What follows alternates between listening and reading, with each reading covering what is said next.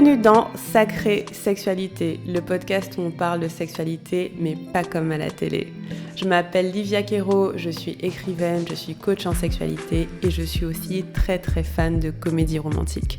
Et tu vois, dans les comédies romantiques, le sexe c'est toujours automatique, fluide, génial et parfait. Et ça ressemble pas trop à la réalité. On ne nous montre pas tous les moments maladroits, compliqués, qui sont durs à naviguer. Et on ne nous montre pas non plus toute la dimension magique, sacrée de la sexualité qui va bien au-delà de mélanger les corps. Eh bien, tu sais quoi, dans ce podcast, c'est exactement ce qu'on va faire. On va parler des choses qui sont un peu compliquées, un peu difficiles et dont personne ne parle jamais. Et en même temps, on va parler de la dimension spirituelle, énergétique de la sexualité qui en fait un outil qui te permet de te reconnecter à qui tu es et qui impacte tous les aspects de ta vie. Je suis très heureuse de t'accueillir dans ce podcast et je te dis à tout de suite pour l'épisode du jour.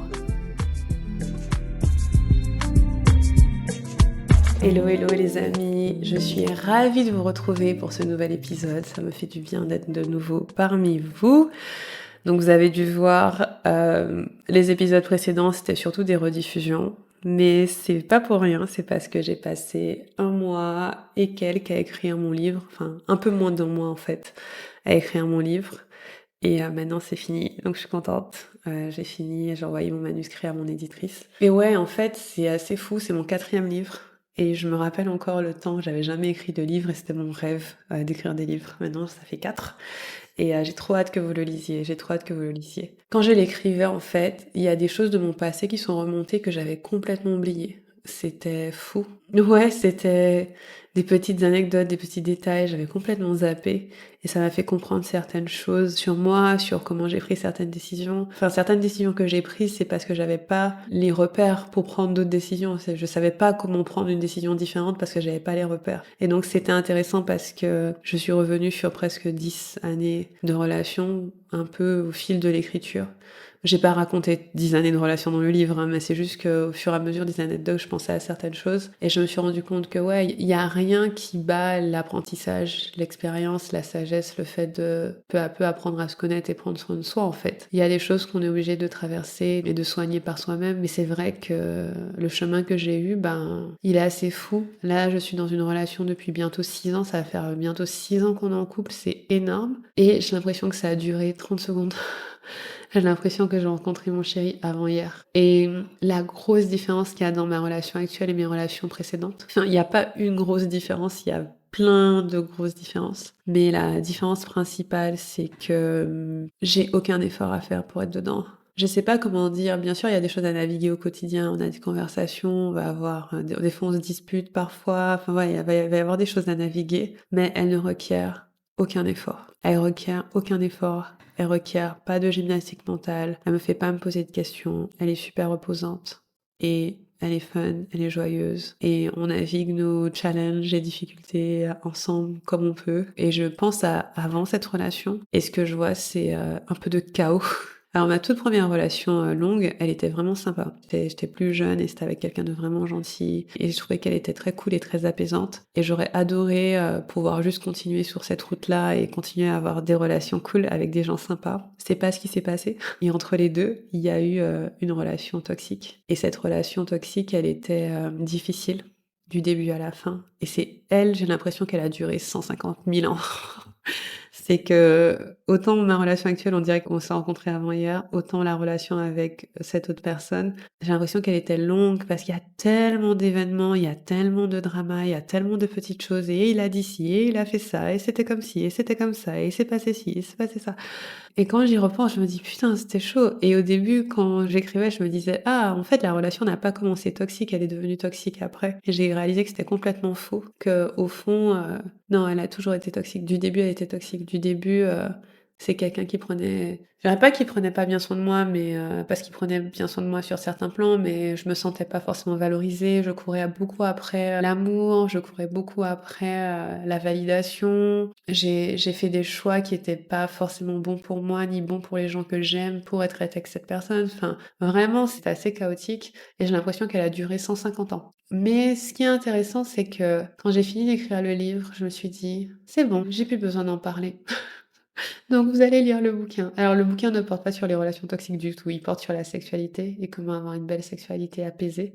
Il va sortir dans quelques mois, donc garde un œil. Mais en fait, j'ai illustré avec des histoires et des anecdotes de ma vie. C'était pas prévu, mais c'est venu comme ça. Et du coup, j'ai fait une petite rétrospective. Et ça m'a mis des années de quitter l'emprise de cette ancienne relation toxique. J'étais déjà en couple avec mon chéri, que j'avais encore des cauchemars à cause de ça. C'est très bizarre à dire. Mais je me dis, ouais, là, c'est bon, ça fait 6 ans que je suis dans une nouvelle relation. J'ai une petite fille. On a une vie hyper douce et hyper confortable. Et je suis bien, quoi. Et après, je serai toujours disponible pour accompagner des personnes qui vivent ce genre de relations difficiles ou qui les ont vécues et qui peuvent se soigner. Mais moi, ça va. Moi, ça va. Moi, je suis heureuse. Moi, je vais bien. Et ça fait partie de mon histoire, mais ça fait pas partie de qui je suis. Et du coup, ça m'emmène au thème du jour. Parce que là, ça fait longtemps que je vous ai pas parlé. Enfin, si, pas à vos yeux, parce que j'avais d'autres épisodes, mais directement, j'ai fait une petite pause pour le podcast Le temps d'écrire le bouquin. Et en fait, je pensais à un truc que j'ai changé avec une de mes clientes. Donc, j'ai une cliente privée en ce moment. Et d'ailleurs, si jamais vous voulez être accompagné en privé avec moi, c'est possible. Vous pouvez aller sur liviakiro.com/diva-coaching. Je prends quelques clients privés. Je prévois d'en prendre 10 maximum dans l'année. Donc, c'est pas beaucoup. Mais en tout cas, je prends quelques clients privés. Donc, si jamais ça vous intéresse, vous pouvez aller regarder.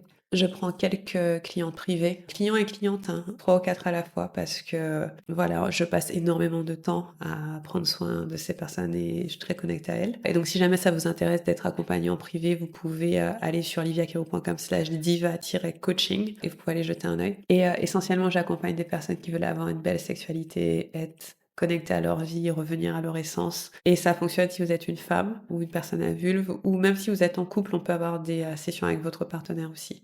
Mais je travaille en général avec une seule personne et après on peut avoir des sessions en plus. Donc allez jeter un œil et si jamais ça vous intéresse, prenez rendez-vous avec moi pour en discuter. Ok, donc avec cette cliente, on a eu une conversation et c'était trop intéressant parce que ce qui était en train de venir, c'est que voilà, on avait déjà soigné beaucoup de choses, libéré beaucoup de choses, regardé même des choses qui étaient en lien avec l'enfance, voilà, on est allé loin, on a fait des pratiques en passant par le corps, on a beaucoup discuté, etc. Et puis là, encore une fois, pendant notre session, il y a un truc qui vient, qui dit oui, je sens qu'il y a encore de l'insécurité dans mon corps, je me sens pas en sécurité à cause de telle ou telle chose, etc. Et quand on creuse, on voit que c'est une certaine blessure. On a déjà regardé un peu. Et en même temps, elle me dit, j'ai juste envie d'être connectée à la vie. Et je lui ai dit, tu sais quoi, on peut aller dans deux directions. Soit on va encore apaiser la blessure et soigner la blessure et why not, tu vois, on peut toujours faire ça. Moi j'adore aller libérer du trauma, ça apporte beaucoup de joie après, il n'y a pas de problème. Soit on peut aller directement voir à quoi ça ressemble pour toi d'être vraiment connecté à la vie. Du coup elle a choisi la deuxième option.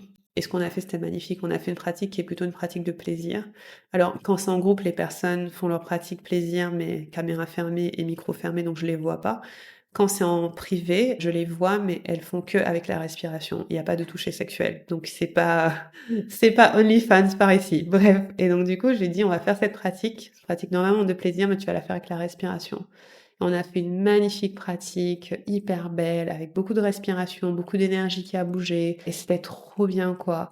Et avec cette pratique, son intention, c'était je ressens la joie d'être en vie. Je ressens la joie d'être en vie. Et on s'est connecté à la vie, on s'est connecté au plaisir, on s'est connecté à la joie. Et après ça, voilà, elle a senti qu'il y avait un ou deux trucs qui avaient bloqué pendant la pratique. Et en fait, elle a continué de respirer, de faire bouger l'énergie et ça a libéré le truc. Et à la fin, elle se sentait super bien, elle se sentait super légère. Elle sentait que là où elle avait parfois des choses qui étaient bloquées, ça s'était libéré. C'était trop beau à voir, quoi. J'ai kiffé faire ça avec elle. Elle est vraiment dans la joie, le plaisir, l'énergie et tout. Et en fait, la conclusion du truc, c'était, je lui ai dit, tu vois, des fois, on peut pas continuer à réparer pour toujours. On peut pas juste être en train de réparer ce qui est cassé, se soigner forever, quoi. Tu vois, il y a un moment, faut juste vivre sa vie, être dans le plaisir. Parce que oui, il y a un temps pour soigner.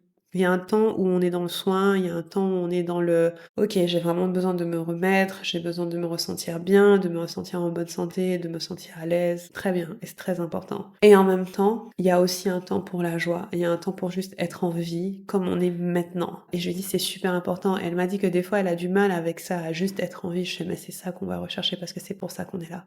Et quand j'accompagne mes clientes, que ce soit en individuel ou que ce soit en groupe, on fait toujours les deux. On fait toujours du soin et du plaisir. Ou bien je dirais de la libération entre guillemets et du plaisir. Pourquoi? Parce que le sens de ce qu'on fait, c'est pour le plaisir. Le sens de ce qu'on fait, c'est pour avoir de la joie. C'est pas juste pour être des humains hyper clean, hyper soignés, sans aucun problème. On aura toujours des traumas résiduels. On aura toujours des difficultés sur certaines choses. Il y aura toujours des mauvais souvenirs qui vont venir taper à la porte. On va dire, ah putain, ça fait chier. Mais l'essentiel, c'est pas de pas en avoir. L'essentiel, c'est que ça nous empêche pas de vivre la meilleure vie qu'on puisse vivre. Et ce qu'elle m'a dit à la fin, c'était qu'elle avait l'impression de revenir à son essence. Et c'est trop marrant parce que c'est exactement le nom de mon entreprise, c'est Retour à l'essence. Et l'idée de vraiment revenir à soi, en fait. Parce que les difficultés, le trauma, les mauvaises expériences, tout ça, c'est pas vous, c'est pas l'identité de qui vous êtes. Ce sont des choses qui vous sont arrivées. Mais c'est pas vous, c'est pas qui vous êtes. Ça peut faire partie de votre histoire, mais ça fait pas partie de qui vous êtes. Et pour moi, c'est tellement important de se rappeler qu'on n'est pas sur Terre pour se soigner forever. On est sur Terre pour profiter de la vie. On est sur Terre pour kiffer la vie. Vous n'avez pas besoin de soigner tous vos traumas pour avoir un super orgasme. C'est pas nécessaire. Peut-être qu'il y en a certains qu'il faut soigner. Peut-être qu'il y en a certains qu'il faut libérer pour pouvoir accéder à plus de puissance. Mais c'est pas la peine de se dire que vous êtes hyper parfait bien pour pouvoir avoir le max de plaisir. C'est pas nécessaire. Comme ce n'est pas nécessaire d'avoir soigné tous ces traumas, ce n'est pas nécessaire d'avoir tout soigné ou tout apaisé dans son corps pour attirer un magnifique amour ou une belle relation. C'est pas nécessaire. Pourquoi? Parce qu'on a tous nos bagages, on a tous nos histoires et souvent on va apprendre ensemble et on va évoluer ensemble et on va prendre soin l'un de l'autre ensemble. Et ça, c'est tellement important parce que aussi de nos jours là, depuis le Covid à peu près, le mot trauma est hyper à la mode. Et c'est bien, c'est bien. Enfin, je veux dire, je suis quand même spécialiste en résolution des traumas, donc c'est clair que c'est bien et c'est une bonne chose. Mais parfois, j'ai l'impression qu'on peut passer tellement de temps à vouloir aller bien qu'on oublie qu'on est en vie déjà et que juste être en vie, bah c'est super. Se réveiller, ne serait-ce que pouvoir bouger son corps un peu, c'est vraiment trop bien quoi. Et vous n'avez pas besoin d'être réparé, d'être parfait, d'être lisse, d'être tout bien pour pouvoir profiter de votre vie. C'est vraiment ça le message que j'ai pour vous aujourd'hui. Parce qu'on va toujours grandir, on va toujours apprendre. Mais il y a un moment, vous allez sentir que vous en avez marre en fait. Par exemple, moi, je sais que il y a un moment, j'en ai eu marre que mon ancienne relation toxique me pêche. Je sais pas pourquoi ce mec, il est encore dans ma vie, il est plus dans ma vie, je veux pas de lui. Et au fur et à mesure, il s'est libéré. Je faisais encore des cauchemars à un moment, et à chaque fois que il y avait sa pensée qui se manifestait, je libérais. Jusqu'à ce que, j'ai plus du tout de trauma résiduel sur cette relation. Je suis agacée, des fois ça me gave. Genre, je suis pas en mode neutre. C'est-à-dire, si tu me parles de cette période, je me dis, oh, mais elle m'empêche pas de vivre. Et en fait, je pense que c'est super important de réaliser que c'est ça le but. Le but, c'est d'être en vie. Le but, c'est la joie. Et il n'y a pas tant d'efforts à faire pour en arriver là. C'est-à-dire, c'est pas nécessairement une espèce de montagne à monter qui est hyper compliquée et tout. C'est, pour beaucoup, une décision qu'on prend. Que là, on va choisir la vie et là, on va choisir la joie. Même si l'exécution n'est pas toujours facile et que voilà, on va continuer de surfer sur la vie et tout, choisir qu'on a une vie de joie, choisir qu'on a une vie où on savoure son bonheur, choisir que on a une vie où on a de la reconnaissance pour ce qu'on a, ça fait tellement de différence parce que sinon on passe son temps à être dans le passé et ça sert à rien en fait. Ça sert à rien parce qu'à force d'être dans le passé, on loupe ce qui se passe maintenant et le futur magnifique qu'on aurait pu avoir. Voilà les amis, c'est ce que je voulais vous dire aujourd'hui. Écrire ce livre, c'était top. En fait, je m'appellerai toujours quand j'avais jamais écrit le livre. Et j'étais super triste parce que ça avait toujours été mon rêve d'être écrivain. Et maintenant, savoir que ça va être le 4e, waouh. Et j'ai déjà l'écriture du suivant qui est prévue. Donc je suis trop contente. Il y a une autre chose que je voulais vous dire, qui n'est pas tout à fait liée à ça, mais peut-être un peu, c'est de pas hésiter à aller à fond dans qui vous êtes. Parce que aller à fond dans qui vous êtes, c'est une direction très claire. Et vous pouvez pas vous tromper quand vous allez par là. Parfois, on est hyper confus, perdu, parce qu'on se dit, je pourrais faire ci, je pourrais faire ça, nanana. En vrai, dans les faits, si vous vous écoutez vraiment, si vous êtes vraiment honnête avec vous-même, et si cette honnêteté part plus fort que la peur, on va dire, vous savez très bien qui vous êtes et vous savez très bien où vous voulez aller. Et aller à 100%, 1000% là-dedans, c'est la meilleure décision d'une vie. C'est la meilleure décision. Là, j'ai enregistré un podcast avec une de mes clientes et donc elle m'a interviewée. Et on est revenu sur encore une fois mon passé d'il y a 10 ans. Quand j'ai quitté mon premier boulot salarié, que je suis devenue entrepreneur et tout, ça me semble, il y a des années-lumière. Et en fait, c'est ça, c'est que moi, tout ce que j'ai fait dans ma vie, c'est vouloir être pleinement moi. Et d'ailleurs, quand quelqu'un m'avait demandé quelle était ma plus grande peur, c'était de ne pas être moi, de me comporter comme quelqu'un qui n'est pas moi et de m'éloigner de qui je suis. C'était fondamentalement, ça me terrifiait comme idée. Et maintenant, j'ai une vie qui est vraiment cool et qui est vraiment chouette et où je fais vraiment quelque chose que j'aime, mais c'est au-delà de l'amour de ce que je fais. Je me sens dévouée, appelée, enfin voilà. Et je suis juste à fond moi. Et c'est impossible à répliquer. Personne d'autre n'est comme moi. Je ne suis comme personne d'autre. Et la meilleure chose que je puis faire, c'est continuer dans cette direction-là. Et c'est aussi la meilleure chose que vous puissiez faire aussi. C'est vraiment tracer votre route, ne regarder ni à gauche ni à droite et avancer dans la direction de qui vous êtes, vous. Ça va ressembler à personne d'autre. Il n'y a pas un seul humain ou une seule humaine qui va aller dans votre direction si vous écoutez. Il n'y a aucun autre humain ou aucune autre humaine qui va aller dans exactement la même direction que vous et qui va faire exactement comme vous, parce que votre place, votre rôle à jouer, il est fondamentalement unique. Et il peut avoir eu la forme, la couleur, la tête, enfin peu importe, ça peut être tellement de choses. Ça peut être que vous êtes très ambitieux, vous allez créer quelque chose de vraiment qui va changer la vie de millions de personnes. Ou ça peut être que vous êtes tellement proche de votre communauté que vous allez prendre soin de votre famille, de votre jardin, de vos animaux, de votre voisin. Ou peut-être que vous êtes à fond dans votre monde intérieur et dans votre imaginaire. Peu importe en fait ce que c'est. Allez à fond dans la direction de qui vous êtes, parce que je trouve qu'on est dans un monde où on essaie tellement d'être les copies carbone l'un de l'autre. On a une espèce d'image de qu'est-ce qui est la normalité, qu'est-ce qui est la conformité. Mais c'est du bullshit en fait, ça n'a aucun sens. Parce que qui a décidé ça? Qui a inventé ça? Et après, c'est un peu facile à dire pour moi parce que je ne ressemble pas à la normalité. Donc, à ce qu'on considérerait la normalité. Quand on pense à la normalité, c'est pas forcément à une meuf comme moi qu'on pense, tu vois. Mais, justement, ça me met dans une bonne position pour faire passer ce message que la copie carbone, l'avatar de la personne qui est censée ressembler à ça et faire ça, etc., c'est que du vent, ça n'a pas de sens. Ça n'a aucun sens. Le seul sens de la vie, c'est profiter de la vie, selon moi. Et la meilleure façon de faire ça, c'est d'essayer au maximum d'être pleinement soi et d'aller dans la direction d'être soi. Après, est-ce que ça demande du courage? Oui. Est-ce que ça fait peur? Oui. Est-ce que c'est facile? Non. On est d'accord.